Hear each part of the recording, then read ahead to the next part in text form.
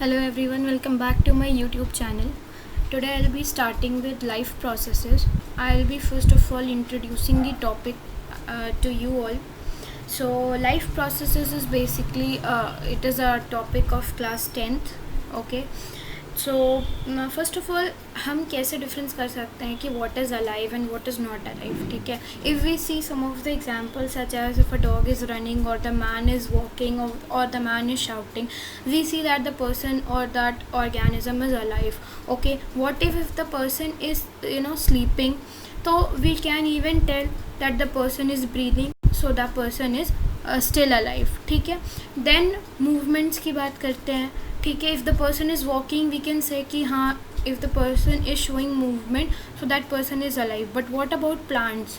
Okay, but we see in plants also we see them growing. ठीक है, एक छोटा सा फर्स्ट ऑफ ऑल एक छोटा होता है, फिर धीरे धीरे वो बड़ा होकर एक ट्री में कन्वर्ट होता है प्लांट. ठीक है, तो वी सी दिस ग्रोइंग.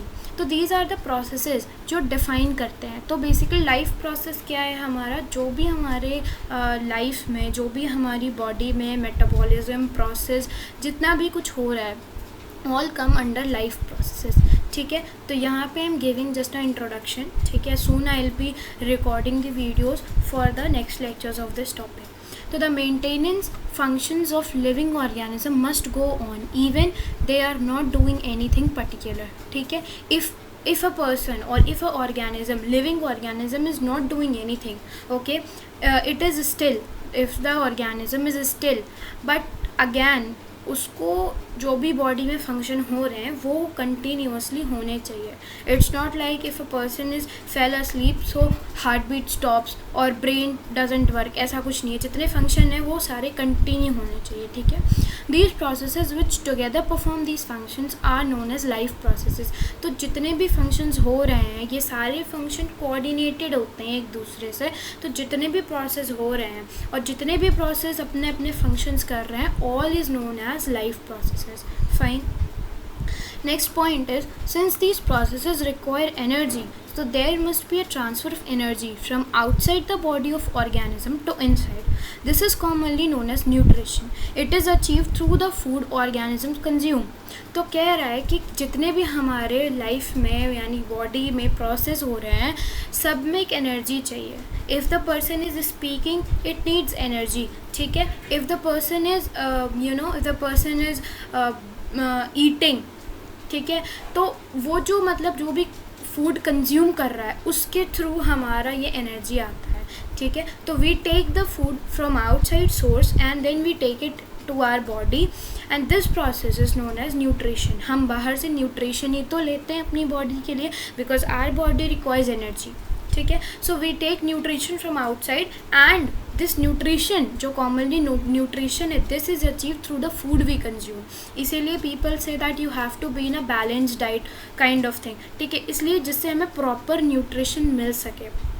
ठीक है, सारे न्यूट्रिएंट्स एक ऑर्गेनिज्म कंज्यूम कर सके बिकॉज हर मतलब जो भी न्यूट्रिएंट्स है सबका एक अलग अलग रोल है बॉडी में. ठीक है, so this is all about nutrition and energy.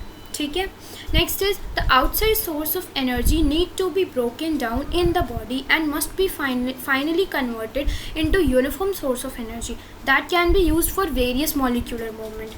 तो अब कह रहा है जो हम बाहर से एनर्जी लेते हैं, जो भी हम बाहर से फूड कंज्यूम करते हैं वो डायरेक्टली मतलब वो मैक्रो मॉलिक्यूल्स होते हैं. मैक्रो मॉलिक्यूल्स मतलब लार्ज मॉलिक्यूल्स होते हैं. तो these large molecules need to be broken down into very small particles. ठीक है, बहुत छोटे छोटे क्या बोल सकते हैं मॉलिक्यूल्स में ब्रेक डाउन होना इनका ज़रूरी है. उसके बाद ये फाइनली एक यूनिफॉर्म सोर्स ऑफ एनर्जी में कन्वर्ट होते हैं, यूनिफॉर्मली डिस्ट्रीब्यूट हो जाते हैं बॉडी में.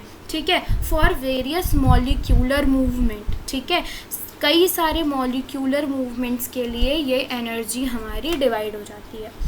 अब एक चीज़ है यहाँ, मॉलिक्यूलर मूवमेंट्स क्या होते हैं? तो सिंपल है, movement of molecules is molecular movement. और मॉलिक्यूल्स का मूवमेंट बहुत ही ज़रूरी है ऑर्गेनिज्म के लिए. ठीक है, मॉलिक्यूल्स का मूवमेंट बहुत ही ज़्यादा एक प्राइमरी फंक्शन करता है, एक बहुत प्राइम रोल होता है उसका. ठीक है, for repairing maintaining the structures of the body tissues सब चीज़ों के लिए. तो molecular movement is very important. Fine, तो दिस वाज अबाउट कि हमारा लाइफ प्रोसेस क्या है, देन हमारा न्यूट्रिशन क्या है, फूड से हमें न्यूट्रिशन मिलता है, and then we come to molecular movements. ये सारी चीज़ें we have discussed so far. Status. Oxidizing reducing reactions are some of the most important common chemical means to break down molecules. अब कह रहा है जो molecules हम कंज्यूम कर रहे हैं आउटसाइड सोर्स से वो ब्रेक डाउन कैसे होंगे. तो ऑक्सीडाइजिंग रिड्यूसिंग रिएक्शंस, कुछ चीज़ें ऑक्सीडाइज होती हैं, कुछ चीज़ें रिड्यूस होती हैं. ये जो एक सिंक्रोनस रिएक्शंस होती हैं, इनकी वजह से क्या होता है, हमारे मॉलिक्यूल्स ब्रेक होते हैं छोटे छोटे माइक्रो मॉलिक्यूल्स में. For this many organisms use oxygen source from outside the body. अब इसके लिए भी ऑक्सीडाइजिंग रिड्यूसिंग रिएक्शंस के लिए भी हमें क्या चाहिए, एनर्जी, आई मीन ऑक्सीजन चाहिए. ऑक्सीजन सोर्स की रिक्वायरमेंट होती है. तो ऑर्गेनिज्म वो ऑक्सीजन सोर्स कहाँ से फुलफिल करता है, बॉडी के बाहर से. ठीक है, we consume oxygen from the environment, from the atmosphere. ठीक है, तो उसी तरह से सारे ऑर्गेनिजम्स क्या करते हैं, आउटसाइड सोर्स पर डिपेंड होते हैं ऑक्सीजन के लिए. अगर ऑक्सीजन नहीं मिलेगा, ऑक्सीडाइजिंग रिड्यूसिंग रिएक्शंस नहीं होंगी. रिड्यूसिंग रिएक्शंस जब नहीं होंगी तो बॉडी में ऐसा कोई प्रोसेस नहीं हो पाएगा. ठीक है, so this is very important. Oxygen is a prime requirement. ठीक है, कुछ होते हैं वो एनारोब्स हैं, उनकी अलग ही बात है. ठीक है, they can even survive without oxygen, so that is another exception. वो एक्सेप्शंस में चले जाते हैं.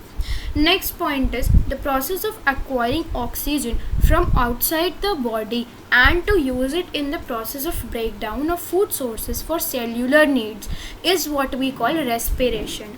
ठीक है, सेकेंड प्रोसेस इज़ जो मतलब सेकेंड पॉइंट है हमारा, वो ये कह रहा है कि जो हम बाहर से मतलब बॉडी से, जो बॉडी का मतलब बाहर है, लाइक आउटसाइड सोर्स से जो भी हम ऑक्सीजन ले रहे हैं, उसको हम प्रोसेस कौन से प्रोसेस में यूज़ करते हैं, फूड सोर्सेज को ब्रेक करने के लिए. ठीक है भाई, वही तो काम हम कर रहे हैं ना. ऑक्सीडाइजिंग रिड्यूसिंग रिएक्शंस वही हो रही हैं, ब्रेक डाउन ऑफ मॉलिक्यूल्स. और ऑक्सीडाइजिंग रिड्यूसिंग रिएक्शंस किससे होती हैं, ऑक्सीजन के थ्रू.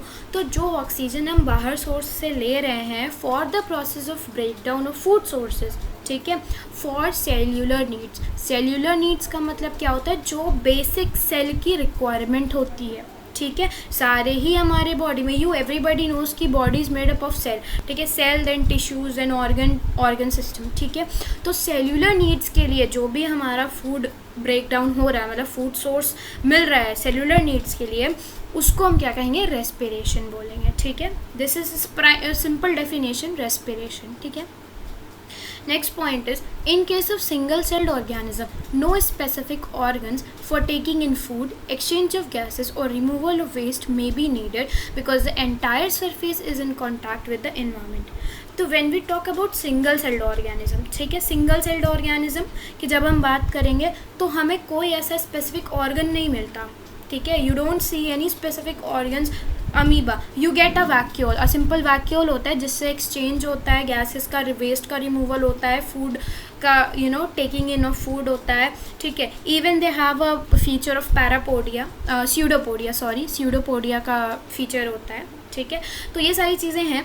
तो उनका क्योंकि बॉडी सरफेस हमारा जो इन्वायरमेंट है उसके कांटेक्ट में रहता है, so they can easily perform such processes, exchange of gases, removal of waste, taking in of food, everything. But when we talk about multicellular organisms, ठीक है, when we talk about multicellular organisms, this is not the case. Multicellular organisms में we have a particular organ system for a particular function or a particular process. Okay, so in multicellular organisms all the cells may not be in contact with surrounding environment, thus simple diffusion will not meet the requirements of cell. ठीक है, simple diffusion जो हो रहा है outside inside sources का, वो हमारी cell की रिक्वायरमेंट्स को फुलफिल नहीं करेगा मल्टी सेलुलर ऑर्गेनिजम्स में. ठीक है, वाई, क्वेश्चन इज़ वाई, क्यों नहीं करेगा, बिकॉज मल्टी सेलुलर ऑर्गेनिजम्स जो होते हैं वो कॉम्प्लेक्स होते हैं. ठीक है, उनका स्ट्रक्चर कॉम्प्लेक्स होता है, बॉडी फॉर्म कॉम्प्लेक्स होता है, मेटाबॉलिज्म कॉम्प्लेक्स होता है as compare to single celled organism. Fine. Status, in multicellular organisms the uptake of food and oxygen is the function of specialized tissues which form specific organs for specific processes. वैसे जैसे पहले मैंने बताया कि multicellular organisms में चाहे Uptake of food हो, चाहे ऑक्सीजन की बात हो, चाहे रिमूवल ऑफ वेस्ट की बात हो, चाहे सर्कुलेशन की बात हो, किसी भी चीज़ की बात हो, कितने भी प्रोसेस आप गिना लो, सब प्रोसेस के लिए अलग अलग टिश्यूज़ रिस्पॉन्सिबल होते हैं. ठीक है, स्पेशलाइज्ड टिश्यूज़ रिस्पॉन्सिबल होते हैं जो एक स्पेशलाइज्ड ऑर्गन बनाते हैं और वो स्पेशलाइज्ड ऑर्गन एक स्पेसिफिक प्रोसेस करते हैं. ठीक है ना. तो ये मल्टीसेलुलर ऑर्गेनिज्म का कॉम्प्लेक्सिटी है. ठीक है, ये कॉम्प्लेक्स नेचर है मल्टीसेलुलर ऑर्गेनिजम्स का. ठीक है. Next is when chemical reactions use the carbon source and the oxygen for energy generations, they create byproducts that are not only useless for the cell but could even be harmful. These byproducts therefore are needed to be removed from the body by a process called excretion. तो कह रहा है जब हमारे chemical reactions होते हैं body में तो उसमें कार्बन सोर्स की ज़रूरत होती है, ऑक्सीजन की ज़रूरत होती है एनर्जी जनरेशन के लिए. ठीक है, एनर्जी जनरेशन के साथ साथ कुछ ऐसे बाई प्रोडक्ट्स बनते हैं. ठीक है, जो यूज़लेस होते हैं. यूज़लेस मतलब सेल के किसी भी काम में नहीं आते. ठीक है, और नॉट ओनली दिस, वो हार्मफुल भी होते हैं सेल के लिए. अगर कोई भी वेस्ट अपनी बॉडी में परसिस्ट करा रहेगा, मतलब रह जाएगा, तो वो एक टाइम पे हार्मफुल होगा. ठीक है, एक टाइम पे क्या होगा, वो बॉडी की फंक्शनिंग को डिसबैलेंस करने लगेगा. ओके, कोई भी चीज़ हो, कोई भी कोई भी यूजलेस चीज़ हो अगर, तो उस चीज़ को रिमूव करने के लिए by products are needed to be remove from the body. ठीक है, तो जो बाई प्रोडक्ट्स हमारी बॉडी से रिमूव हो रहे हैं उस प्रोसेस को हम क्या कहते हैं, एक्सक्रीशन. सिंपल प्रोसेस है. एक्सक्रीशन इज सिंपली अगर एक हम डेफिनेशन दें, the removal of waste from the body is called excretion. अब एक्सक्रीशन का जो प्राइम सोर्स मल्टीसेलुलर की अगर हम बात करें तो एक स्पेसिफिक ऑर्गन होता है, पूरा एक्सक्रीटरी सिस्टम होता है जो एक्सक्रीशन परफॉर्म करता है. ओके, तो these are some of the processes जो ज़रूरी हैं या जो डिफ़ाइन करते हैं.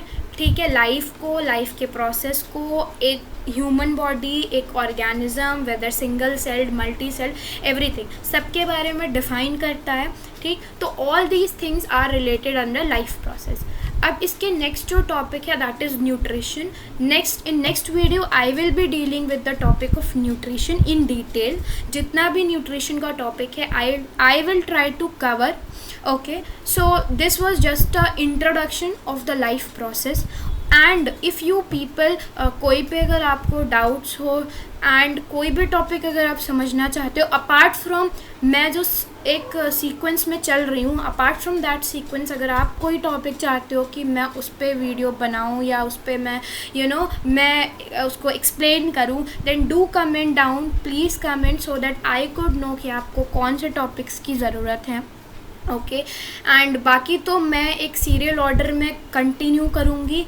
आई will try my level best कि मैं उस चीज़ को कंटिन्यू रखूँ. ओके, तो नेक्स्ट वीडियो में मिलेंगे. जो इसके बाद का टॉपिक है न्यूट्रिशन. ठीक, इंट्रोडक्शन इतना ही था. प्लीज़ आप अपनी बुक कंसल्ट कर लीजिएगा, पढ़ लीजिएगा. अगर कोई डाउट हो या कोई पॉइंट छूट गया हो या कोई पॉइंट जो ना समझ में आ रहा हो, then please tell me. I will explain that point. I will try my best to clear all your doubts. Just like the video, share the video, subscribe the channel. Thank you so much for watching. Thanks a lot.